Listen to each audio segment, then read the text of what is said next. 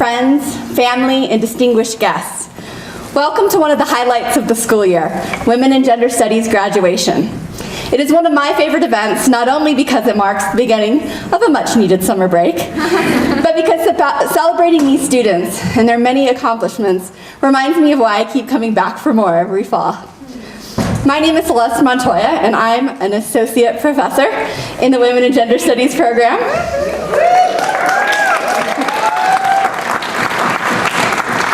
For those of you who are wondering, I was recently promoted, so woohoo! Today, I have the distinct honor of being your Master of Ceremony. Fair warning, this is my first time doing this while pregnant, but I have come prepared. I think there's Kleenex hidden here somewhere, should any of you provoke my overly sentimental hormones. Anyways, we have what we hope will be a wonderful ceremony planned for you today. On stage with me are our faculty.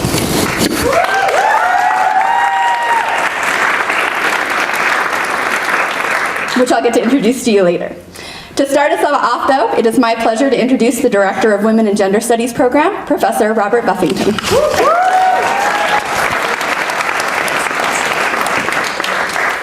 Thank you, Celeste. Welcome, everyone. This is one of the, as Celeste said, this is one of the best moments of the academic year for a number of reasons. One of the virtues of being the director of a small program and being in a small program is that we have the best graduation venue, don't you think? I mean, really, isn't this just like the best space to do this in? And the other virtue, and this is a much more important one, is that we have the benefit of really knowing our students, knowing them as individuals and appreciating them as individuals, and that's true of both our faculty and our staff, and for that we're very, very grateful. Today we're going to be celebrating their accomplishments, your accomplishments, and we're going to be talking a lot about what they did. And so I just want to say, before we start that process, I want to say a big thank you to everyone else. We live in a world of slogans. We live in a world where commercial corporations tell us to just do it, or be all that you can be, and those kinds of things. And I think most of us do, in fact, celebrate our individual accomplishments and want to celebrate the accomplishments of our friends and brothers and sisters and children. But I think we often forget that none of us got here by ourselves. We all had lots and lots of help. Offering that help, I mean, I'm speaking here, let me just sort of step back here and speak as a parent of a CU student who will be going through her graduation next year at this time. And I'm very acutely aware, as I watch her work her way through her academic career, of just what a privilege it is to be there to help her do that. What a pleasure it is to be there to help her do that. But also, and this is for all of you, and maybe especially for all of you parents out there, there's a lot of sacrifices involved in getting people through college. Those sacrifices are financial, they're material, they're emotional. And for that, I think we owe all of the friends, family, parents in the room a big round of applause. So to all of you.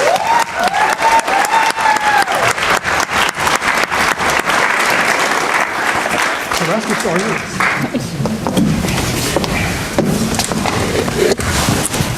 Thank you, Rob, for that warm opening. I would now like to invite graduating senior Kelly Milan on stage to start us off with a poem.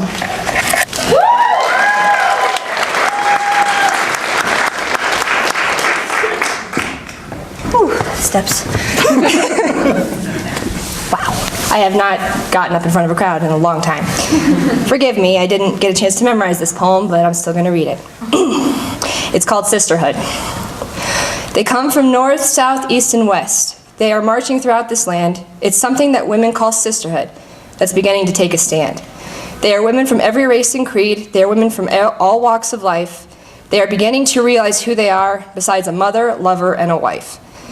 They are waking up with a mighty voice against things that some go through, be it abuse, shame, or just the game. They are shouting that they are through. They are taking a stand against violence, against discrimination everywhere.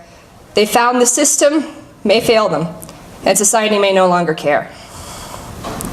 Women all ages are fighting back for their places that they should be, in the college, the public, the workplace, in a world that only they see. Women are demanding due respect for jobs well done each day, for hard work in the home or office, for fair and equal pay. The old saying, "It's a man's world," is one that's no longer true, for women are now getting educated until they finally see this through. So never underestimate the sisterhood, or the women who now join hands, for the cause of saying we are women who are here to change this land. Thank you.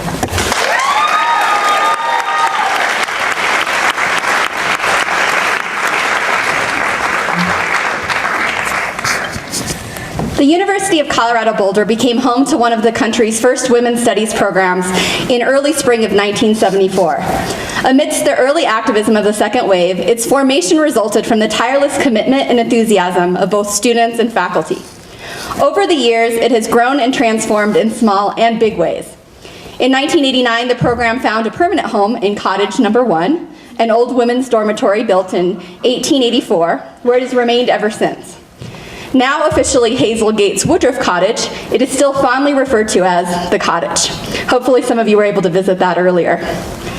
In the 1980s, students could focus on women's studies under the American Studies program, but it wasn't until 1998 that the program was granted its own independent major, in no small part due to the diligent activism of both students and faculty. Not long afterwards, we added a graduate certificate program. The most recent change came to the program in 2006, when the Women's Studies program became the Women and Gender Studies program. This change was made to reflect the evolution of a program that now goes far beyond the traditional conceptualizations of women's issues.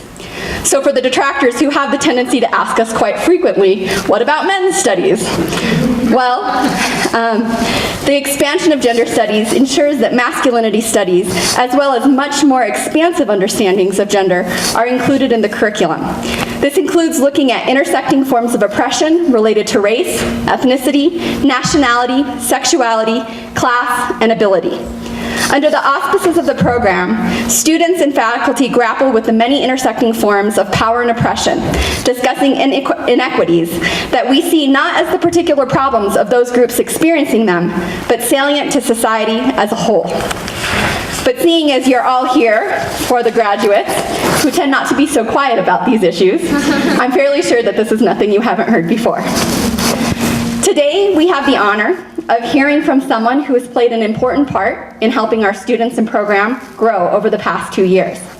She has been an extraordinary teacher, colleague, and friend.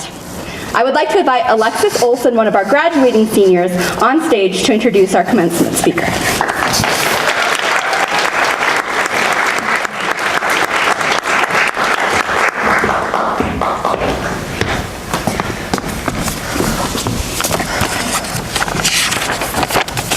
Okay. Oh, no. Okay, it's working. I'm really nervous. So I wanted to start by saying I'm really excited to unpack all of the accomplishments Dr. Oliviero has achieved. If you've taken any of her classes or know, you know exactly what I'm saying. So I'll begin with, when I was writing my first draft of the introduction for Dr. Oliviero, I was told to go look at her CV page on the CU-Boulder Women and Gender Studies website. I said, okay, clicked on the link, and then a 6-page PDF of all of her accomplishments popped up.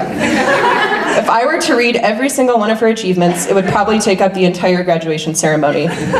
So instead, I will give you a little summary of the many, many contributions Dr. Oliviero has made to the collegiate realm and humanity in general.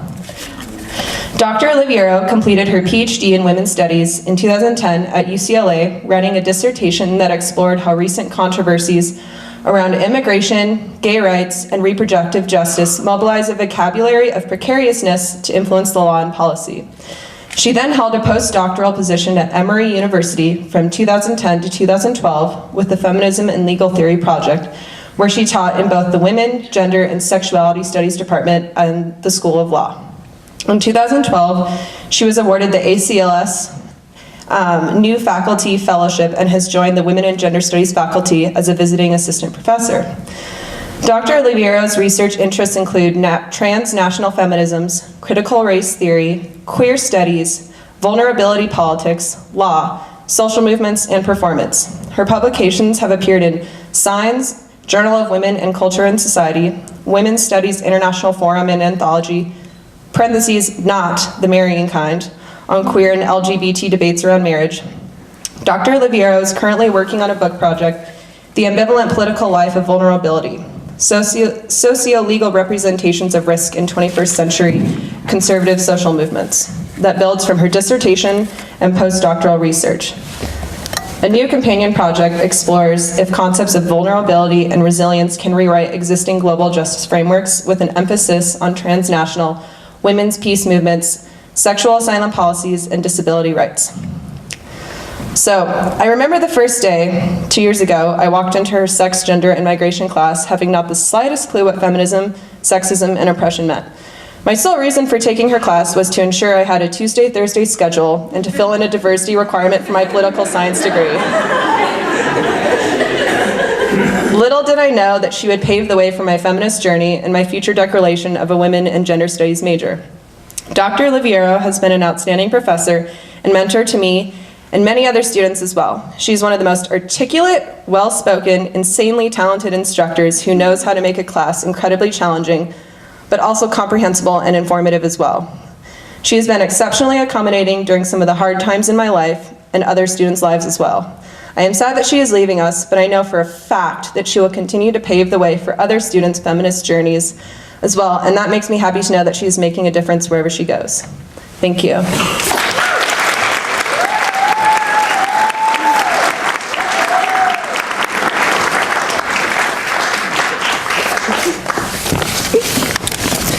So I don't know how many times I used the word unpack in this speech.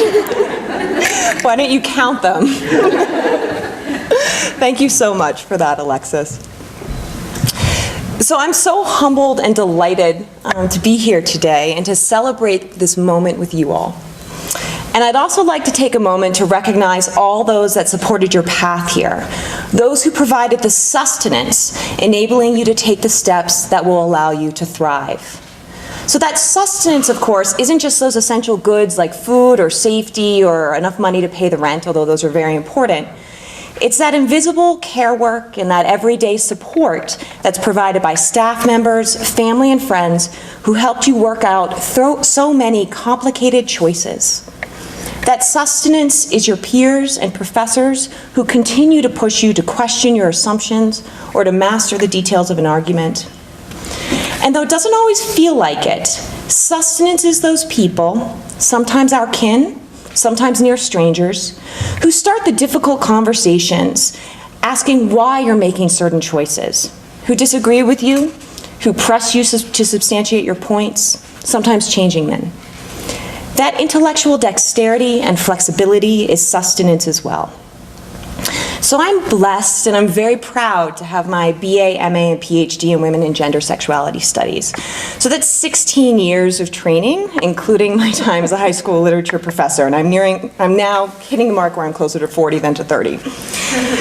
And so when I chose to major in women's studies in the late 1990s, it was still fairly new to have a devoted course of training in the field. So my alma mater also developed its major in the late 90s. I think I was one of 2 graduating seniors. And today I look around and I see 28 majors, minors, and certificates, plus countless others who take our electives. So amidst all the news reports on women in politics or whether affirmative action is still relevant, you all are testimony to the rapidly expanding vitality of this mode of inquiry. And I'm excited to see the directions that you'll take it. So when acquaintances or strangers ask what I do, learn I'm a gender studies professor, pause, and then far too rarely for my taste, ask what exactly gender studies is. More and more, I'm starting to say that this is a field that is devoted to examining how communities and individuals get the sustenance they need to thrive in the many diverse ways that we should be able to live our lives.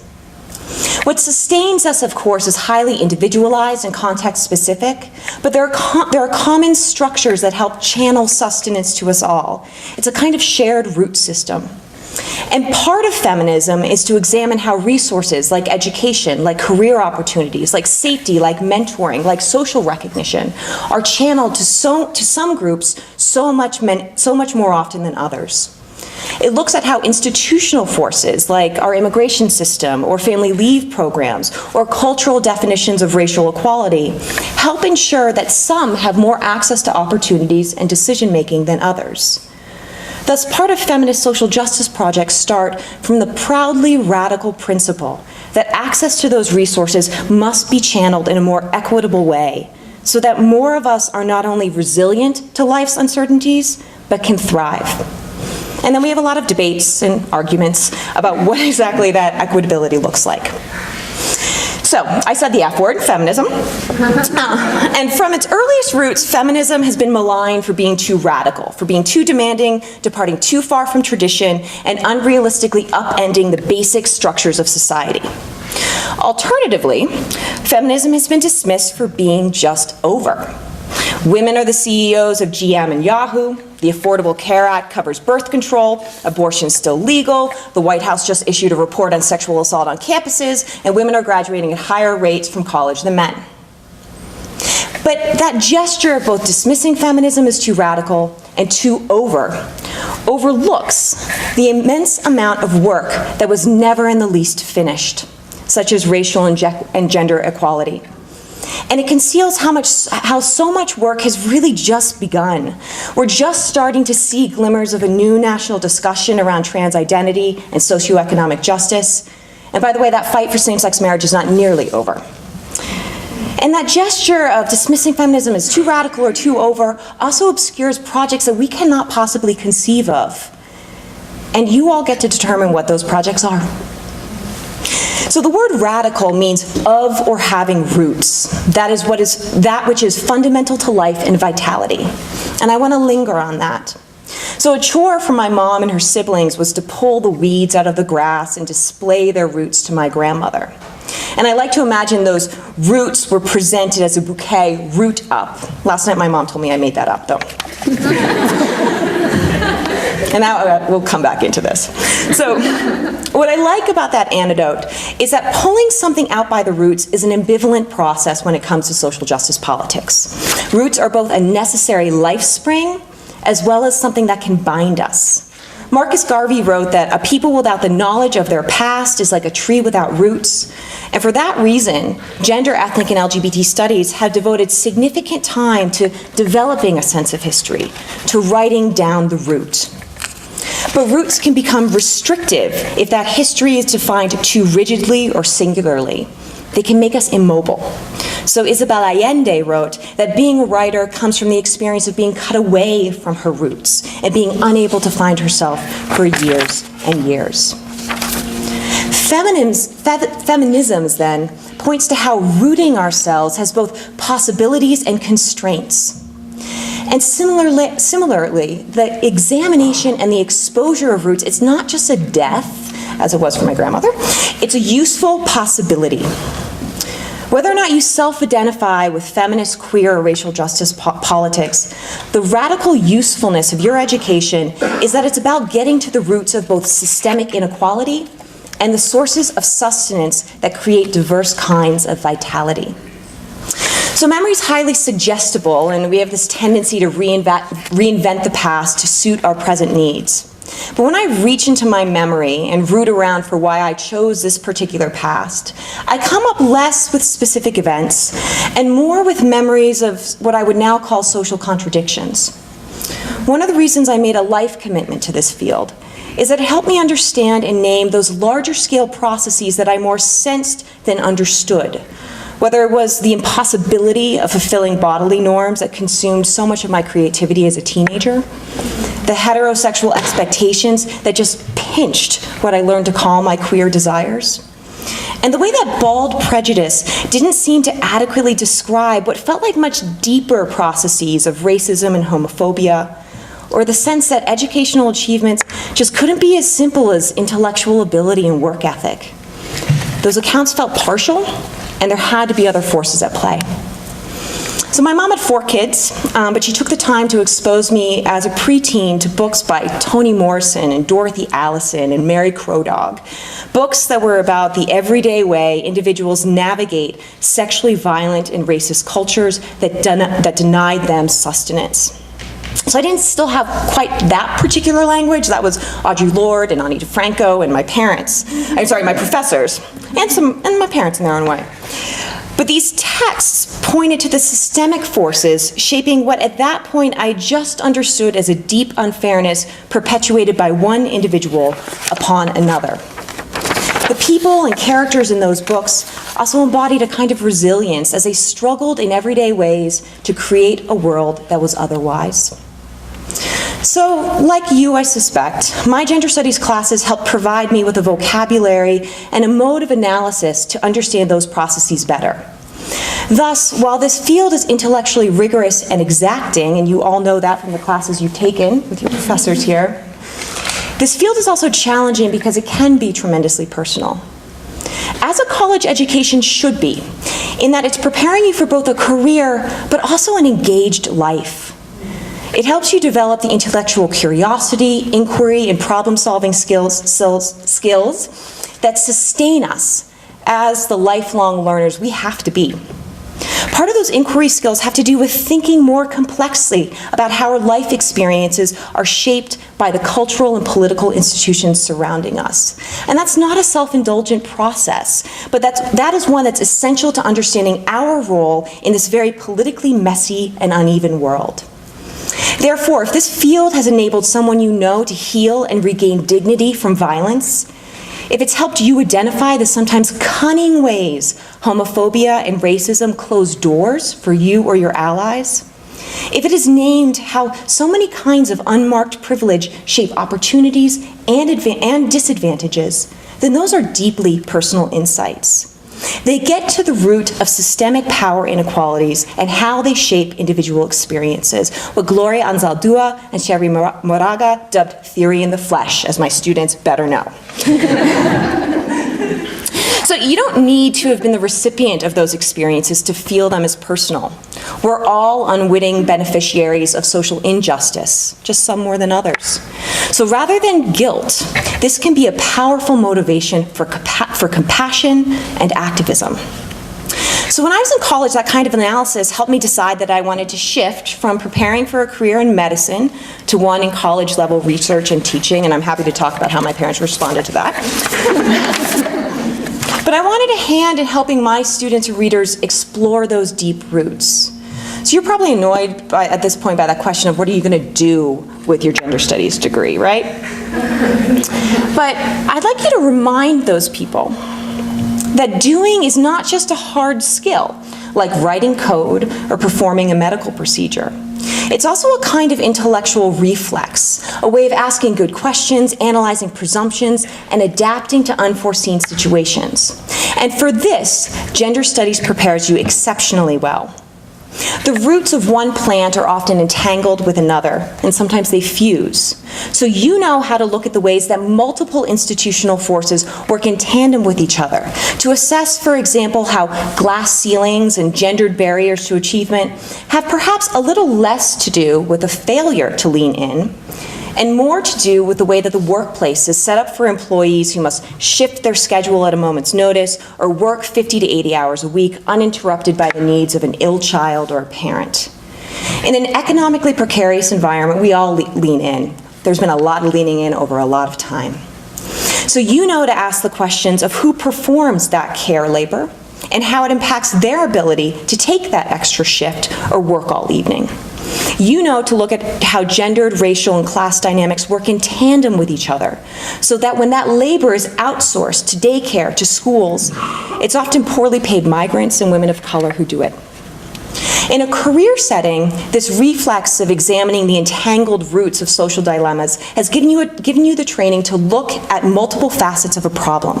Whether that's examining how a student's challenges learning how to read might be the combined effect of a different learning style in an overcrowded classroom, or to develop an alternative marketing platform or product as business climates change.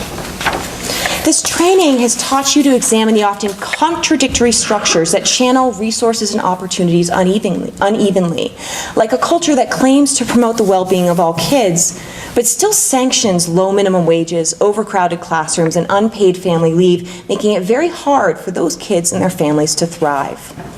You are equipped to examine how taken for granted processes can limit opportunities, how the way we organize our world into those narrow categories of masculine and feminine, white and black, straight and gay, don't reflect the way we live and need to live to thrive. You also use those contradictions to make pragmatic compromises. For instance, you know the benefits of expanding legal recognitions of marriage and anti-discrimination protections to same-sex couples or trans folks. And I'm continually inspired by the way you balance the hard work to create those reforms, like gender-inclusive bathrooms in some CU buildings, with a pragmatic understanding of their limits. For you are also cognizant of the fact that changing those modes of recognition, changing the law, and punishing a few high-profile people is just not enough. Certainly, outrage is warranted when the owner of the LA Clippers basketball team spouts his racist beliefs. But you can also discuss how loud outrage and the sanctioning of those so-called bad apples obscures the much more everyday and systematic ways that discrimination still operates to disparage communities of color, and black men in particular. You are able to identify when our policy remedies around something like sexual harassment on college campuses are merely ripping the tops off the most visible social problems, the stubborn roots remaining deeply embedded. And my grandmother would make my mother go dig those weeds back up. So, if this field is about pulling up social problems by their entangled roots, then we also need to remember that we can't get to all the roots, nor do we want to. We need to ask exactly who decides what a weed is. And we need to remember that what is often designated as a weed is often a very different and valuable way of knowing. This field teaches us that the denigration of our desires, politics, and gender identities can be used to create different kinds of communities, to take care of each other when your leaders will not. It's this deep-rootedness that is valuable because it strives to generate a world that embraces, rather than eliminates, a variety of different ways to live, providing many kinds of sustenance. And it teaches resilience, a tool that I've seen you exercise so often when your project doesn't come together and you evaluate why and you take a new tact, when your thesis didn't go as planned and you use that opportunity to write an article or to pursue an internship. And the work you put into your communities is also an essential part of that resilience. Whether it's keeping someone company through a hard night, helping them revise a paper, or having a very difficult conversation, the caring I see you give to each other is an inspiration. You've taught me in new ways about how essential that care work is to politics and academic work. And you've shown me so many creative but incisive ways that care work manifests itself, whether it's the panels you've developed, the conversations you started, the op-eds you've all written. So thank you for reminding me of how much a life spring those acts of caring and creativity are. It's one of the many reasons I'm grateful to have had the privilege to work here with you and at CU. As a final note, that care work also creates an adaptiveness. So remember that you have the skills to bounce back from what are the inevitable deviations and mistakes you'll encounter in your next steps. And some of those deviations are really good because they help you hone in on just what it is you need to thrive and what environments can better provide that. You may be bound for finance or for education, law, nonprofits, or marketing. And some of your plans, I do think, will go as hoped. But it's inevitable that many will not. So I found, for myself at least, that it's best to try to embrace that unknowingness. That's not to dismiss the deep and often material anxieties that uncertainty can bring. And it's not to ignore the need to try to make the best decisions by weighing the information you have at the moment with your goals and your desires. But embracing uncertainty accounts for the fact that we never have all the needed information. Some we're not privy to, but more importantly, some has not unfolded yet. And when we study activist movements, whether the repeal of the Defense of Marriage Act, the Occupy movement, or the right to retain the most basic access to birth control and abortion, both of which are under assault, those activists are committed to a certain openness in the future, where the world can be otherwise than it is. So I invite us to embrace that openness, to dwell in possibility, as Emily Dickinson put it, with all the unknowingness that accompanies it.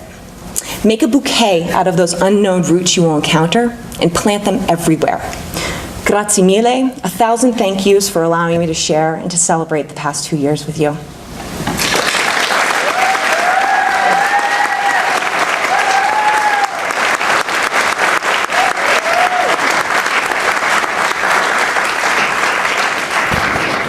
Thank you, Katie, for joining us today and helping to honor our graduates.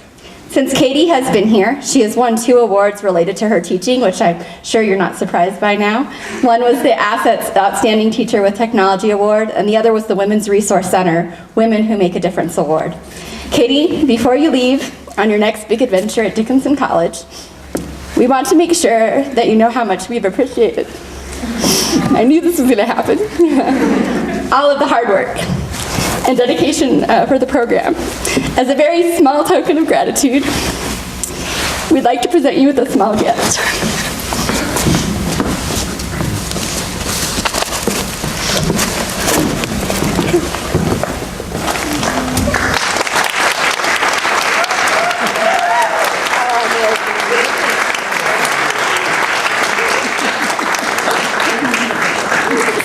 What the plaque says, and I can hold it together for that. It has a quote that says, "A teacher affects eternity and can never tell where their influence stops."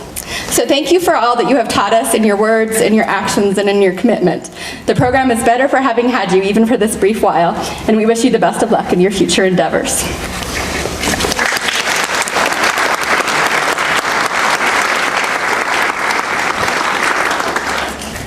So now, to represent our seniors, and more crying, we have 3 student speakers today, 2 of whom will be giving a shared speech. While this may seem like a lot, it's only appropriate seeing as each of our students truly does add a unique voice and perspective to our program. Don't worry, they promise to keep it short so as not to keep you from the delicious food waiting upstairs. I've had the opportunity to work with each of these students within and outside of the classroom on academics and in advocacy. I've had the opportunity to watch them grow into amazing human beings, although they were pretty awesome when I first met them. It's bittersweet to see them graduate today because I've learned as much from them as I hope they've learned from me. First up is Ann Price.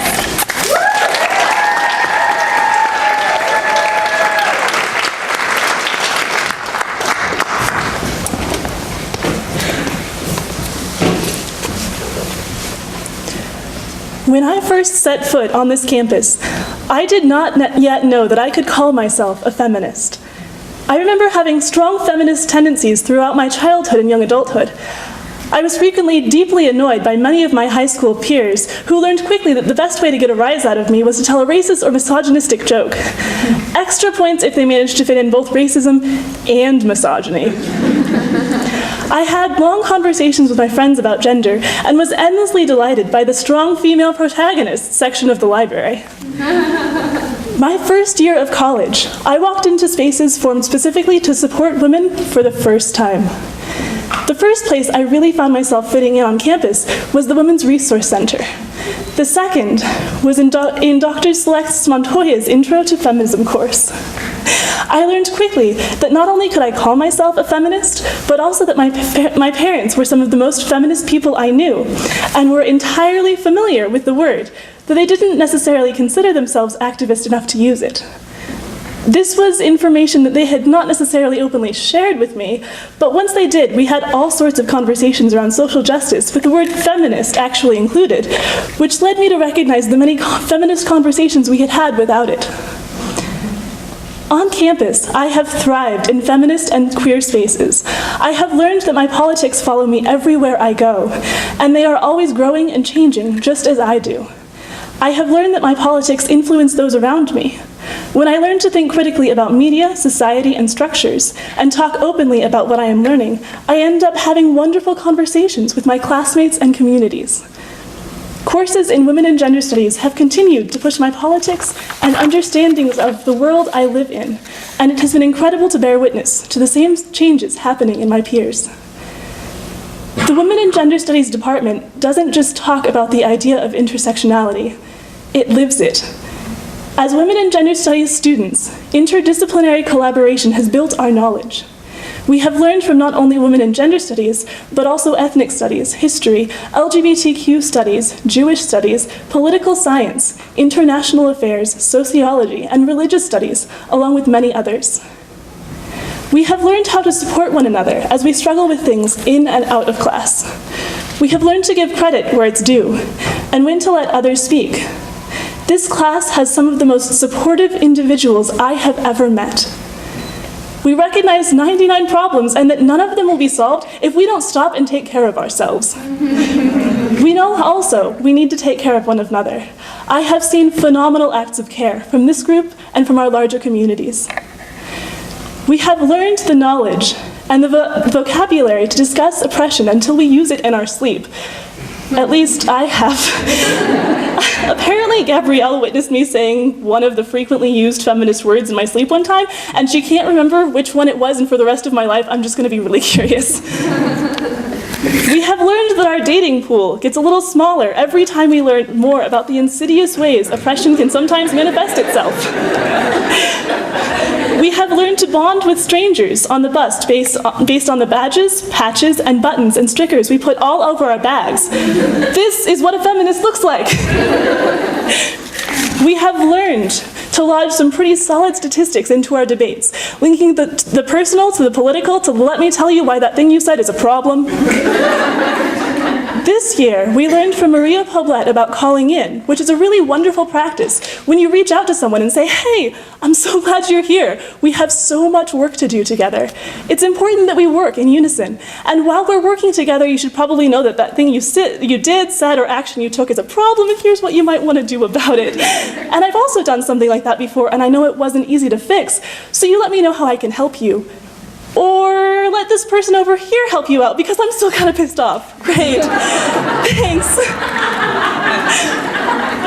I myself am still learning how to effectively call people in. I don't think I'll ever stop. I've also seen the ways this idea has filtered through our communities, and I'd like to complicate it a bit for you here. Make your process of learning visible. Make sure those around you know that you are frequently pushing yourself, often learning, and always growing. I have 3 more pieces of advice. The first is this. It is scientifically proven that you are more likely to remember the bad things people say about you than you are to remember the good things.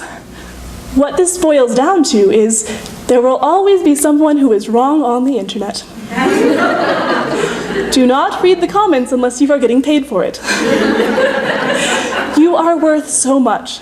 The people on the internet will not understand that. They will say mean things. They are wrong to say those things. The second piece of advice, take care of yourself. Amanda Linsenmeyer, one of the many women I have learned to look up to on this campus, and a woman who continues to shape my politics and my understandings of myself and my interactions with the world, has repeated this metaphor to me at least 6 times, most of which were in the previous semester. Take care of yourself so you can take care of others. If you're on a plane and the oxygen masks drop, you're told to secure your own before you help the people around you. If you are passed out on the floor because you tried to help everyone else and forgot you needed to breathe, you're not going to be much use to anyone. The third piece of advice is to use humor wherever you find it applicable. I remember being a first-year college student and going to dinner with my mother and her new boyfriend, who were visiting.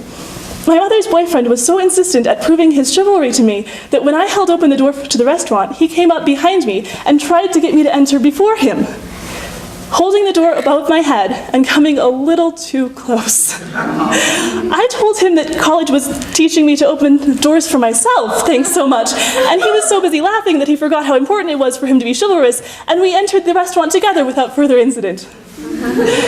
I have been honored to be able to learn alongside some of the greatest feminist storytellers, activists, writers, and teachers I have ever known. I look forward to hearing about the wonderful ways you manage to bring the things you have learned here out into the world, and about the ways you continue to ensure more voices are brought to the table. Thank you and congratulations to the class of 2014.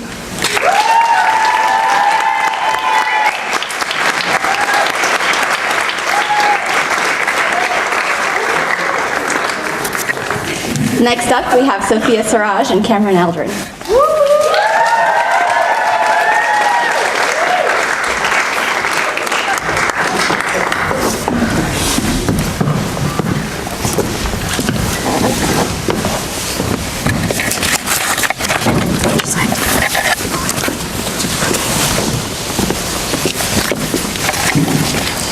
First and foremost, we would like to thank the professors of Women and Gender Studies, who have invested their time, energy, patience, and personal journeys into our undergraduate experiences. These professors have guided us and stood by us in facing the most challenging academic and emotional landscape that Women and Gender Studies is. For example, Professor Montoya continually encourages us to engage in the radical act of self-care in our activism and in our academics. She always reminds us that feminism is a process and to meet others with compassion and respect wherever they may be in their own feminist journey. Professor Buffington's humor and intellectual commitment to women and gender studies has allowed us to begin to engage with the multifaceted issues such as sex trafficking, sex tourism, migrant labor, and masculinity in a global context. Professor Misri has taught us how to critically question representations of violence in various forms of media and their larger implications. Professor Bayard DeVolo has taught us how to examine gender within war, revolution, poverty, and politics in Latin America, and in doing so has encouraged students to declare majors and minors in women and gender studies. Professor Oliviero's rigorous classes have challenged students to complicate and nuance their feminist foundations and engage with topics in their full complexities. Professor David has enriched our Women and Gender Studies program by co-directing the LGBTQ certificate and bringing crucial fields such as gender and disaster, as well as transgender studies to CU-Boulder's campus. Professor Jacobs has taught us about gender, genocide, and mass trauma, helping to illuminate the ways violence becomes remembered and memorialized in collective memory. She teaches about heavy topics in a manner that allows students to feel empowered and informed, rather than leaving lectures feeling defeated. Professor Jagger enlightens students at CU about the roles that feminism and gender play in philosophical debate regarding global justice.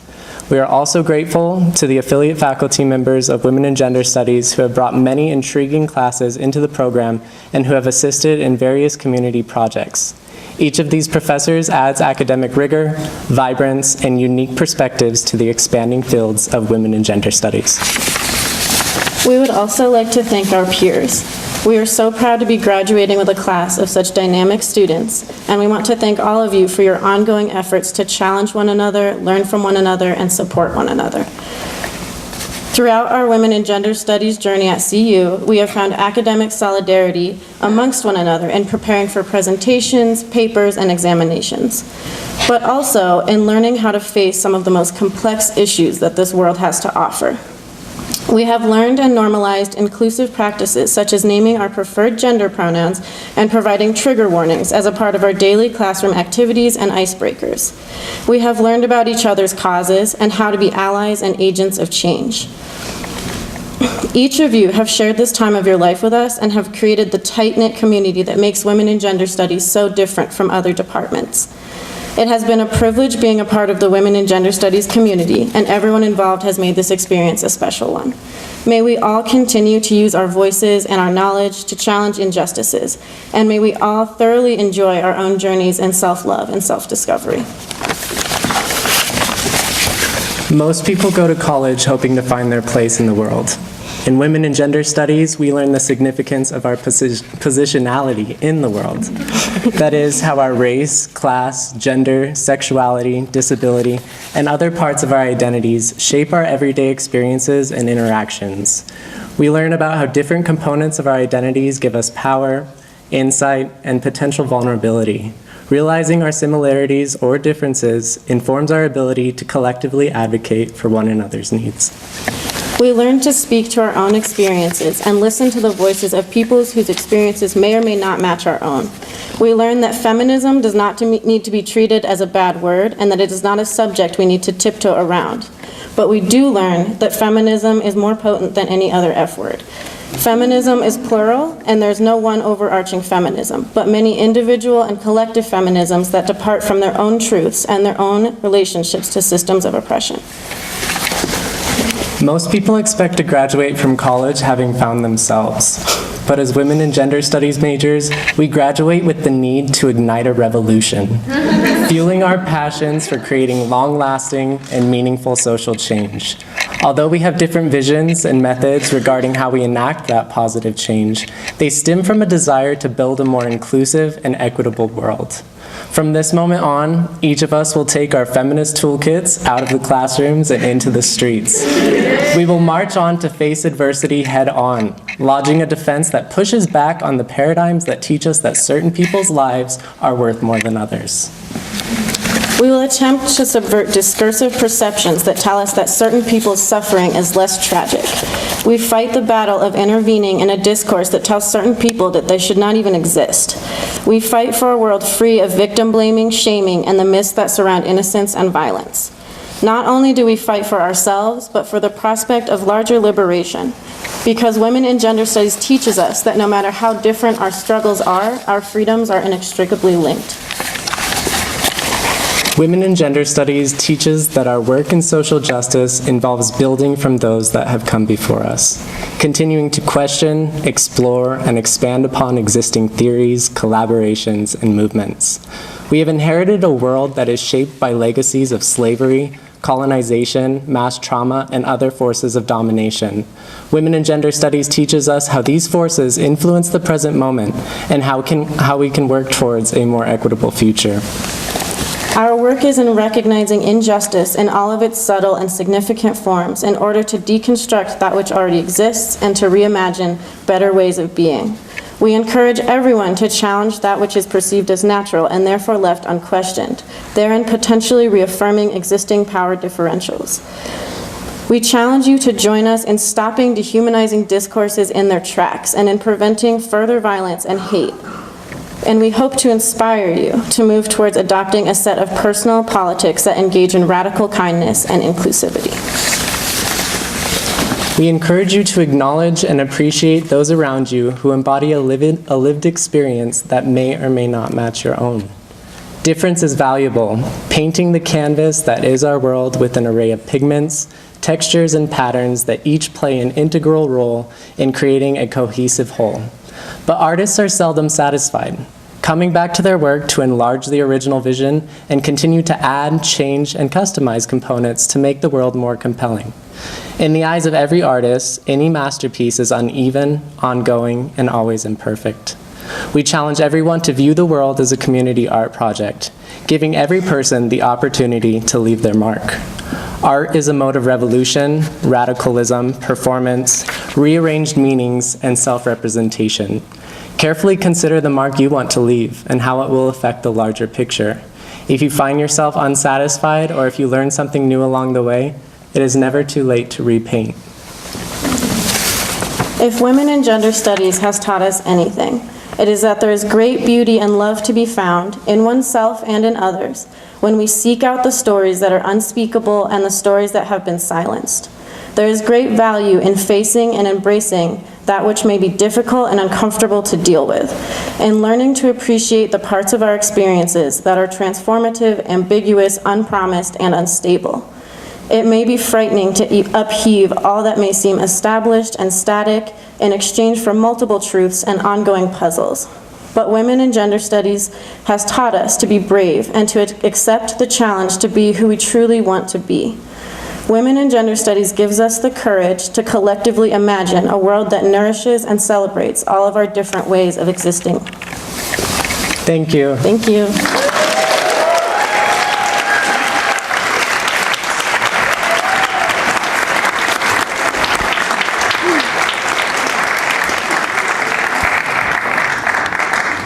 Thank you, Anne, Sophia, and Cameron, for your speeches and for your many contributions to Women in Gender Studies in the CU-Boulder campus. The Women in Gender Studies program has several scholarships and awards, and it is with great enthusiasm that I announce the recipients. Full descriptions of each awards are found on the last page of your programs. As members of the awards committees from the past several years, I can attest that our pool of applicants is always particularly strong, making decisions difficult. It was no different this year, which is certainly a testament to the excellence of today's recipients. Handing out the awards is Professor Lorraine Beyer-DeVolo. Professor Beyer-DeVolo is the Director of Undergraduate Studies and head of the Selection Committee. She's also the soon-to-be Director of Women in Gender Studies. All students today, please come up these treacherous steps when we announce your award or your degree, and then you're going to exit on that side where you'll have your picture taken, so remember to pause. The first award is the Lucille Berkeley Buchanan Scholarship. This scholarship honors Lucille Berkeley Buchanan, the first Black female graduate of the University of Colorado. It is awarded to a student who demonstrates a commitment towards social justice and who is the first generation in their family to attend college. This year's recipient is Teresa Bonas.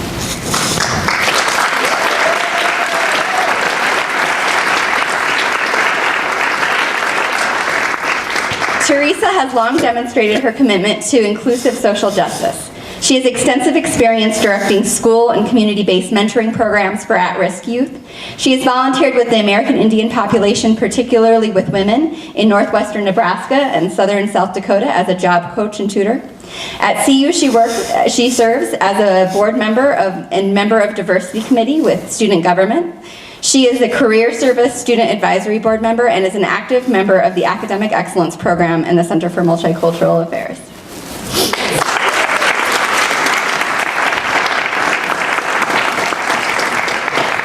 The next award is the Susanna Chase Memorial Scholarship.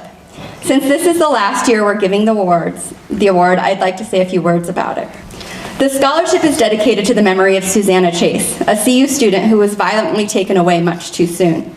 People describe Susanna as kind and beautiful, a Jerry Garcia fan with an infectious giggle, and an empathetic soul who was passionate in her study of gender and of American Indians, almost completing her degree in what was then American Studies.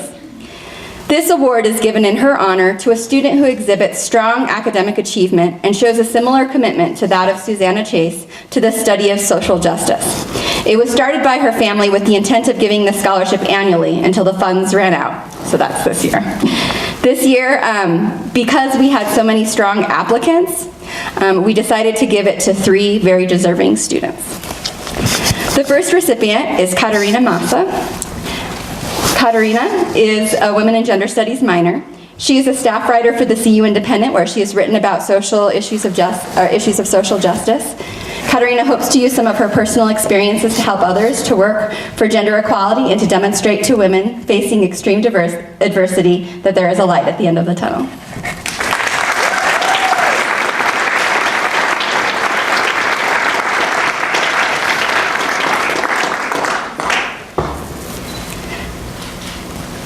The next recipient is Habak Logan.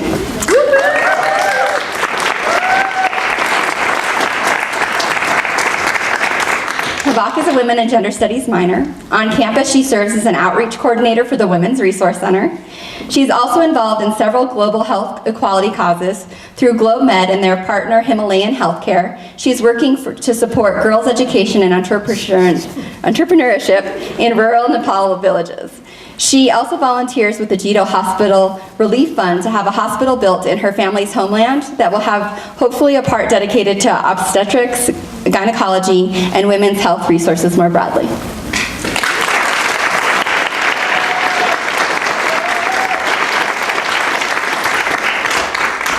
The third recipient is Josie Valedez Frere. Was she able to make it? No, she had a bit of an emergency come up at the last minute. Josie is a Women and Gender Studies minor. She has been actively involved in learning about and challenging oppression surrounding gender and sexuality.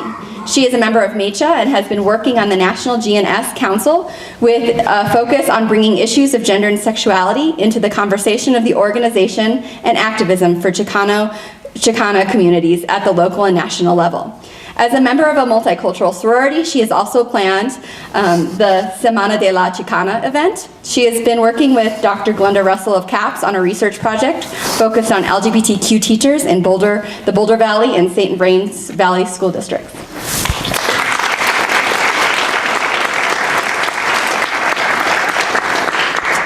Next, we have the Jean Dubofsky Scholarship, given in honor of the first woman to serve on the Colorado Supreme Court and a Boulder attorney who has worked tirelessly on civil rights issues.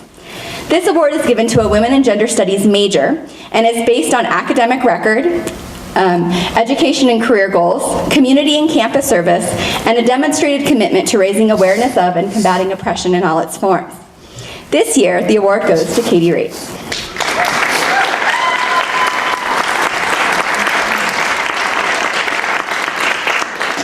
In addition to having one of the highest GPAs in our department and likely on campus, Katie is one of the most civically engaged students I have ever met.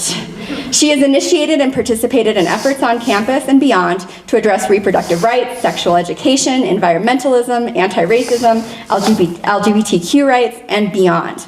She has served on student government and is going to be doing so next year, organized numerous events and campaigns, facilitated training, testified in front of state legislatures, given keynote speeches on youth activism, started new advocacy activist groups, and served as a mentor and advisor for new young activists. She has already been recognized for a number of prestigious awards, including the Putska Scholarship, the President's Volunteer Service Award, Scholar of Promise, and most recently, the College of Arts and Sciences Van Eck Award, which she received this morning at Honors Convocation. Congratulations.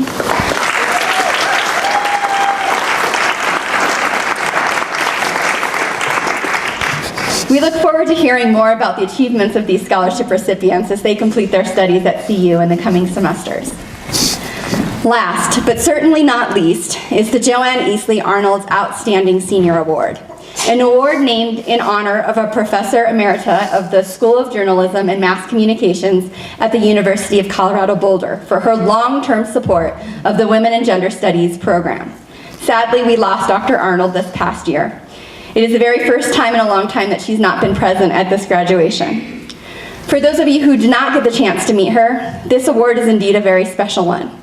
It is given to a graduating Women and Gender Studies major to recognize them for outstanding leadership and service to women and gender studies specifically. It is to be awarded to someone that the faculty and staff have admired for their commitment to the program and for whom there have not yet been any formal recognitions through one of our scholarships or award nominations. Like the scholarship, it is a difficult award to give, as there are so many students sitting in front of this auditorium who have given so much to this department. There were many excellent nominations for this award. However, one student stood out for her commitment to women and gender studies, both inside and outside the classroom. While many of our students come to our department later in their career, often adding it as a second major or minor, this student came in pretty confident of her interest from the beginning. While she has always been passionate about social justice, we have seen her evolve in her academics and in her activism. In the classroom, she is always well prepared and engaged. Her academic work is superb, and she models classroom leadership with active listening, effective questions, and compelling insights. She is quick to address injustices, but over time has learned to try to do it in a way that calls people into community and works to bridge differences. She can take charge of situations, but she also encourages and supports others to take the lead. She is both a strong advocate and ambassador of the program and has gone above and beyond in helping to build and promote a stronger department. It is with great pleasure that I announce the winner of the Joanne Easley Arnold Outstanding Senior Award, Shani Ebrahimian.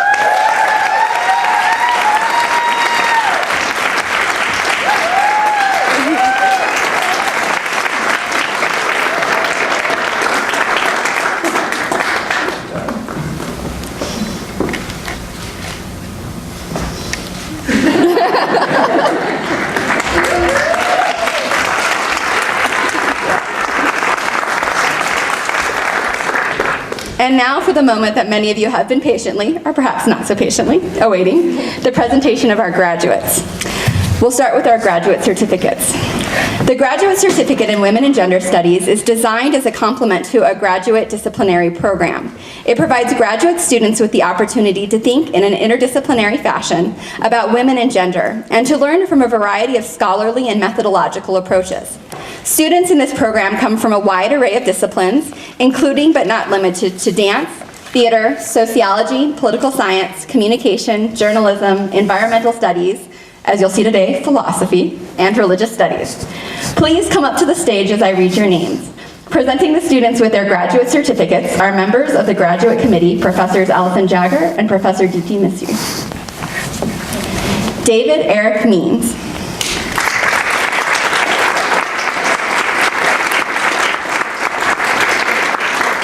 David completed his MA thesis in philosophy titled Contesting Philosophical Authority in the Valley of El Monstruo, a case study in non-ideal political theory and epistemic democracy in 2012 under the supervision of Professor Allison Jagger. And he is currently a candidate for his PhD in Education Foundations, Policy and Practice. His advisor in the School of Education is Professor Ken Howe. David's research focuses on political theory and education policy, specifically the political purpose of public schooling and contemporary school reforms. His work towards the Graduate Certificate in Women and Gender Studies has influenced both the theoretical perspectives and methodologies that inform his research and teaching. In the future, he hopes to teach courses in women and gender studies and to continue to support gender equity and justice through his scholarship.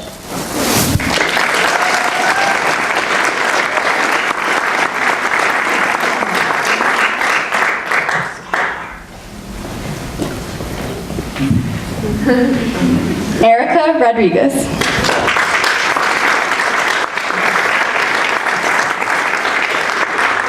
Erica is a master's candidate in the Department of Philosophy with an expected completion date of this summer. In her thesis, State Interests in the Language of Neutrality, she discusses the Supreme Court's standards of review in abortion cases and suggests that moral considerations require that these standards be revised. Her main area of research is feminist philosophy of law. Erica says, in pursuit of the Women and Gender Studies Graduate Certificate, I was given the opportunity to learn from courses outside of my department, law and political science, to explore how justice actually operates in society and what options there are for pursuing solutions.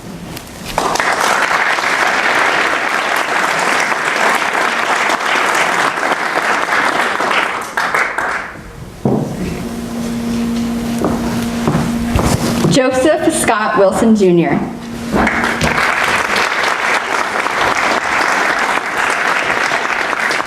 Joseph is a second-year PhD student in the Department of Philosophy. His research interests center around philosophy of mind and social cognition. Joseph says, the Women and Gender Studies certificate has given me an important lens from which to view cognition and social phenomena, introducing me to important theoretical frameworks and social perspectives that I would not have covered otherwise.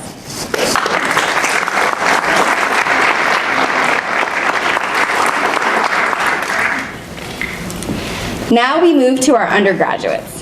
If you're following along in your program, you'll notice that there are some names that we will not read off. Some of our graduates are participating in other graduations with conflicting times and were unable to attend. Just one example of how intersectionality is difficult spatially as well as theoretically.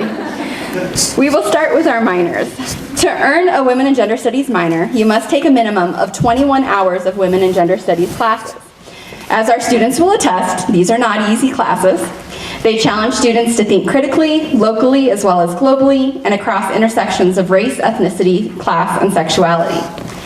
Students, as I start to read your name, go ahead and come up the stairs to receive your certificate. For each student, I will read a brief statement that they have written. Presenting the certificates are Professors Janet Jacobs and Professor Katie Oliviero. Jessica Carney.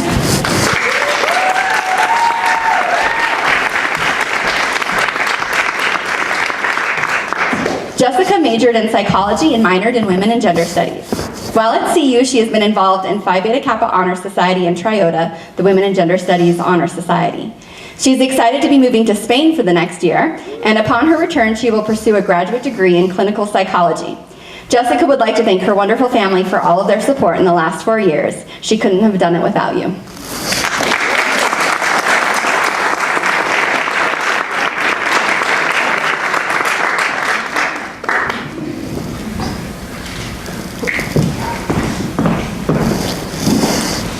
Sienna Delapiani.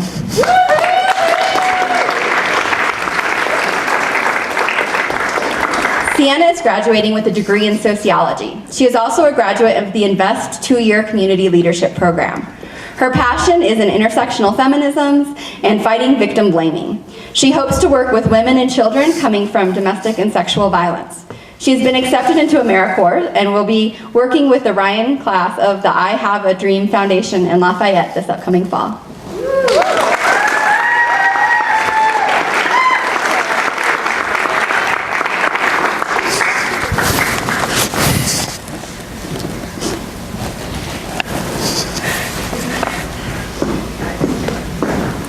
And now for our majors. To earn a major in Women and Gender Studies, students must complete a minimum of 36 credit hours. Our majors take several required classes, including feminist theories and senior colloquia. Both challenging classes, although in very different ways. The colloquium is a class designed so that the students can reflect on their journeys in women and gender studies and where it may lead. It is an opportunity to put what they have learned into practice into a class project, which ends up teaching its own lessons. Starting with how difficult it is to come up with a common project when there are so many passionate and strong-willed people in one room. This year, they put together an activist toolkit, which allowed them to reflect on what they've learned inside and outside the classroom, find new resources, and hopefully provide invaluable tools to those following behind them who are looking for some guidance and wisdom on how to engage in social justice work in a way that walks the walk and talks the talk. I am so proud of what you have accomplished and look forward to hopefully hearing back from you about the new adventures you will soon embark upon. You make me have faith that my children will be growing up in a world made better by your passion and commitment. This is a bright group of students who I expect to do amazing things. It is honor as well as a great privilege to introduce our graduating seniors, earning a major in Women and Gender Studies. Presenting the undergraduate major degrees in Women and Gender Studies are members of the undergraduate committee, Professor Lorraine Bayer-DeVolo and Professor Emmanuel David.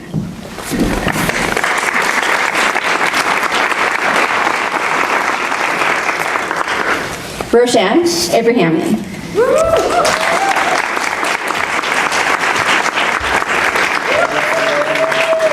Shani is graduating with a double major in Women and Gender Studies and International Affairs with a concentration in the Middle East. Shani would like to thank all of the beautiful people that have shaped her experience in Women and Gender Studies, and especially the Gender Justice League for showing her the possibilities of bridging the gap between scholarship and activism.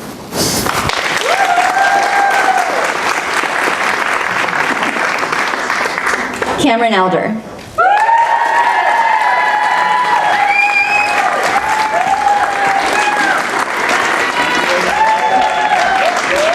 Cameron is graduating magna cum laude in Women and Gender Studies with a double major in English Literature. He's been an active participant in the Gender Justice League Student Practicum since his sophomore year, served as the co-president of Triota Honor Society, and worked as a programming coordinator for the Women's Resource Center. Cameron will be moving to Chicago, Illinois to work as a high school English teacher as a 2014 core member of Teach for America. He would like to thank his friends and family for all their incredible support, as well as the incredible Women and Gender Studies faculty and staff who have helped him guide and support him during this academic journey. He would especially like to thank Dr. Katie Oliviero for working with him as his thesis advisor.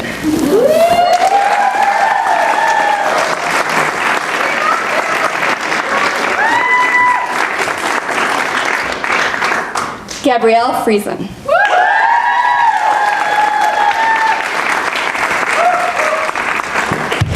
Gabrielle is graduating with a double major in History and Women and Gender Studies. She received magna cum laude for her history degree and is also graduating with a certificate in Medieval and Early Modern Studies. She would like to thank everyone at the Women's Resource Center who have pushed her to grow and who have been a source of her inspiration. She would also like to thank her family for their support throughout college.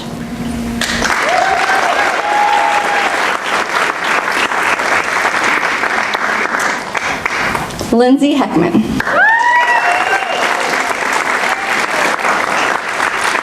Lindsay is graduating with degrees in Women and Gender Studies and English Literature. She is eternally grateful for the amazing experiences and invaluable knowledge gained during her time at CU. She would like to send her love and special thanks to the strong women in her family who are here to support her today.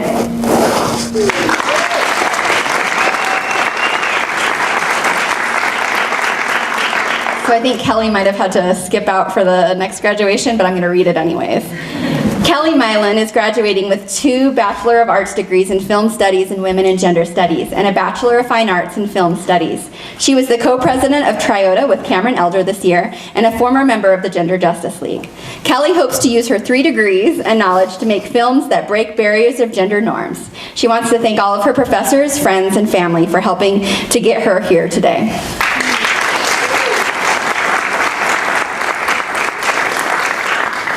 Dana Myers.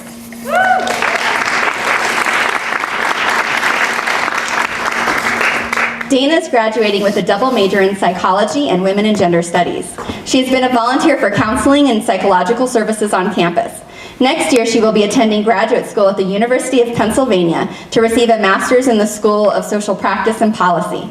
She looks forward to applying all of the skills she's acquired throughout her time here in her future and to continue to look at the world through a critical lens.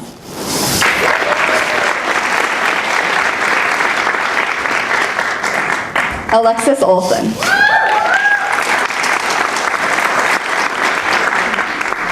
Alexis is graduating with a double major in political science and women and gender studies. She has been a member of the Gender Justice League since fall of 2013, a community outreach intern for Boulder County AIDS Project, and a volunteer yoga teacher. She'll be teaching at Span Safe House Shelter soon. She plans to get a master's degree in social work from Metro State University of Denver to become a social worker counselor in a women's correctional facility.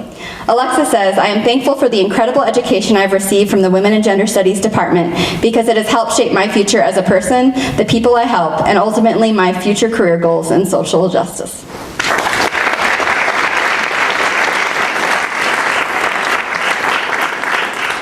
Ann Price.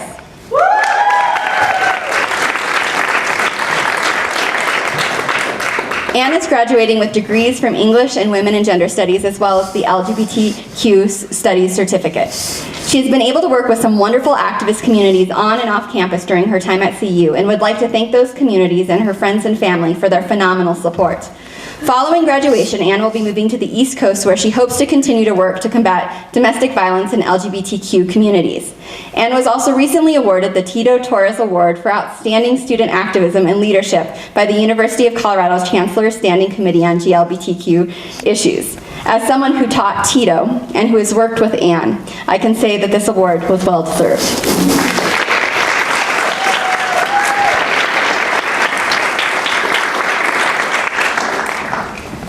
Aida Roganich.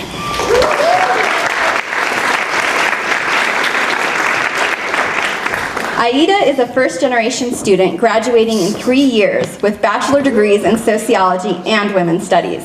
And she looks forward to pursuing a master's in sociology at CU Denver. She wants to thank her lovely family for supporting her throughout the years, pushing her to achieve her goals, and creating such a strong Bosnian woman. She says, "I could not have done it without my mom and dad and my brother Otis and my partner Christopher."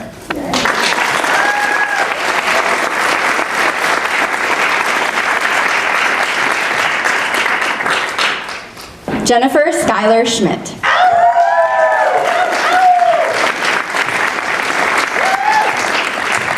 Schuyler is excited to graduate with a BA in Women and Gender Studies. She is thankful for staff and the friends she has made in Women and Gender Studies for providing support. After taking some time off from school, Schuyler hopes to work in adoption and give back to others who face situations similar to hers, and utilize the knowledge she has gained here at CU-Boulder.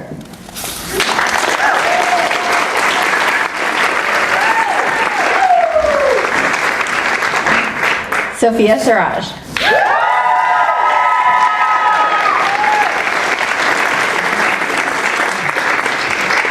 Sophia is graduating with majors in Women and Gender Studies and Ethnic Studies. She would like to thank her family, friends, and professors who have supported her and mentored her through her undergraduate experience. Sophia is grateful for the opportunity she has had to be a member of the Gender Justice League Feminist Practicum, and she looks forward to taking more steps towards radical positive change wherever she can.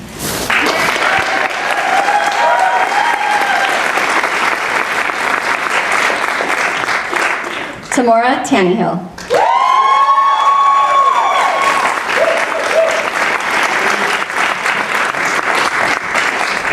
Tamora is graduating with psychology and women and gender studies degrees. She plans to continue her educational pursuits in grad school after taking a year off to work. Tamora would like to thank her family and friends and professors for all the support they have shown her over the years.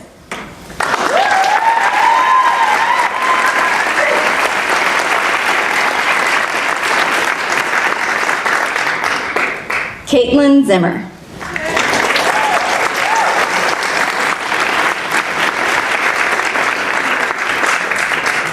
Caitlin is graduating summa cum laude with a triple major in Women and Gender Studies, English Literature, and German.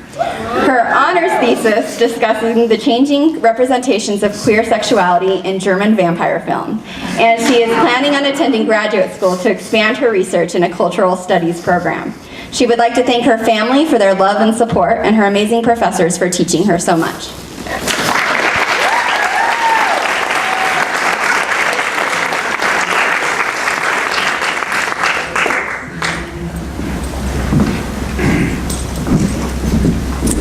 Will all of today's graduates please stand up?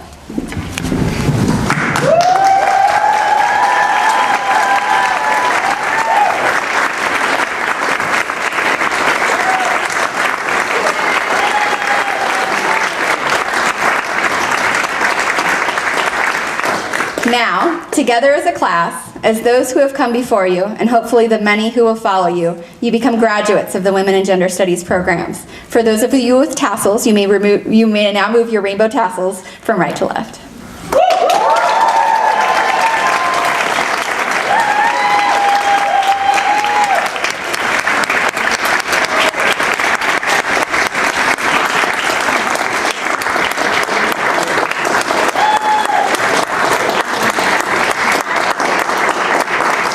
You can sit down.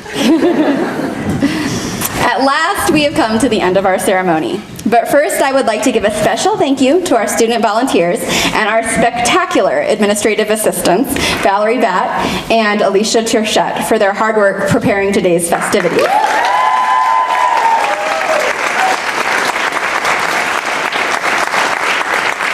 So make sure to thank them in person at our reception upstairs in the Heritage Center after the ceremony. Congratulations to our graduates and our scholarship recipients, as well as their friends and family that have made this day possible. It is with some sadness, I'll get the Kleenex out later, but also with great joy and expectations that we bid you adieu. I leave you with these final words. The first is an Audre Lorde quote that I will take some small liberties with. Taking care of yourselves is not self-indulgence. It is self-preservation, and that is an act of political warfare. The second is from Margaret Mead. Never doubt that a small group of thoughtful, committed citizens can change the world. Indeed, it is the only thing that ever has. We hope that you will all join us for a catered reception upstairs. Thank you.